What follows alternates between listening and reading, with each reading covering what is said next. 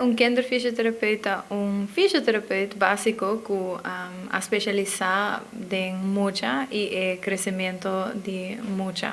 Un kinderfisioterapeuta más gericht en el crecimiento de mucha, pues sobre hobby viaja no está pensa que mucha nanta adulto chiquito, pero en otro sino como que nanta tiene proceso ainda de crecimiento está sumamente diferente y cierto aspecto nan que nos tenemos que tener en consideración ahora se trata mucha versus adulto. Importancia está dor que no tiene especialismo ainda y tiene hobby mucho que tiene mester de terapia. Dus no olvidar que tudo ainda aqui para mim a mim mesmo começa a trabalhar e muito não aqui não há cuido especializar e para esse motivo quizás o processo para a vir melhor por a tarde mas ou por exemplo na hora de mandar a fo para algo que agora que não se não por ele aqui na Aruba. Também do passado a chega de vindilante caso onde que mucha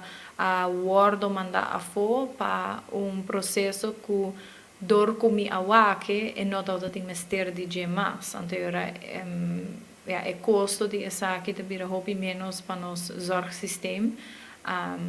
e coisa que nós nota hasi trempang mana intervenção trempang por tem problema também no futuro como adulto ora que muito não cresce. O grupo mais grande de muita não comida haya tá muita não nasce prematuro e com dificuldade na alrededor de nascimento. Me lo pensa que se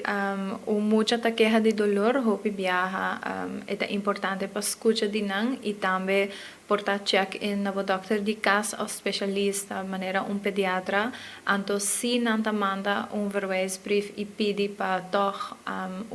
fisioterapeuta, em caso aqui kinderfisioterapeuta, check it out, me lo visa traga cita, laga nos papel, laga nos figure out junto eigenlijk que tem necessidade de mucha e se em caso tem necessidade para traga behandelplan e trata mucha, lo nos por decidir es aqui junto.